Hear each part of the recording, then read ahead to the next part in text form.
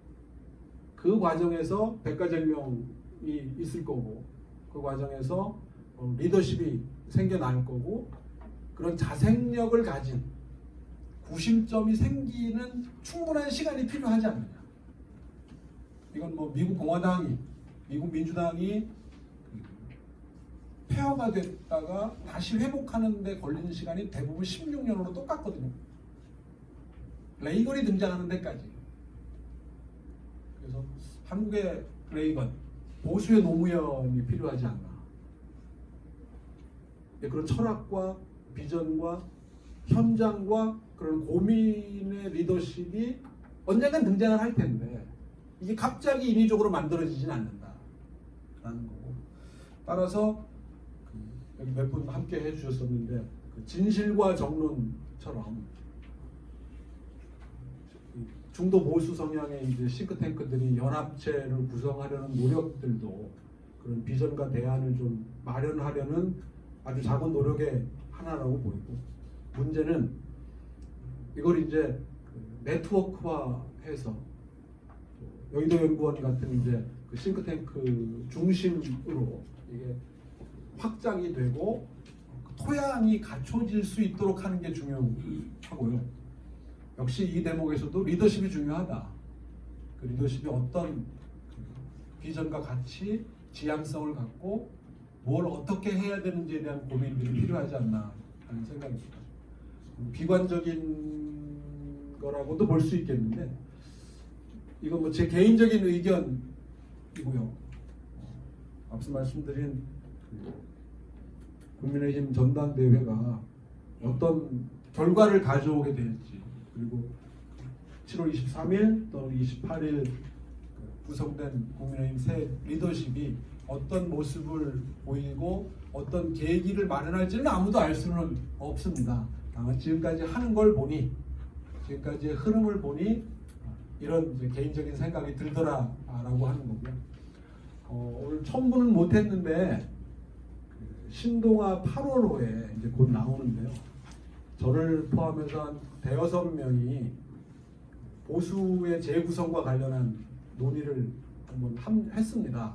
그래서 현재의 위치, 또 외국에서의 사례, 방법은 어떻게 할 수 있겠느냐 등에 대해서 시각을 달리하는 여러 명의 관계자들이 참여해서 토론도 하고 논의를 한번 종합한 게 있는데 아마 이런 논의들이 앞으로 계속 이어져야 되지 않을까 생각이 되고요. 결국은 깊이 있는, 또는 그게 개통 철학이라 하더라도 나름대로의 어떤 철학적 또는 이론적 고민이 체화된 리더십이 등장하지 않고서는 이 위기를 극복하는데 어려움이 있을 거다라는 생각이 되고요. 결론적으로 좀 시간이 필요하다, 혼란이 좀 필요하다, 감수해야 된다라는 게 오늘의 제 결론입니다. 이상입니다.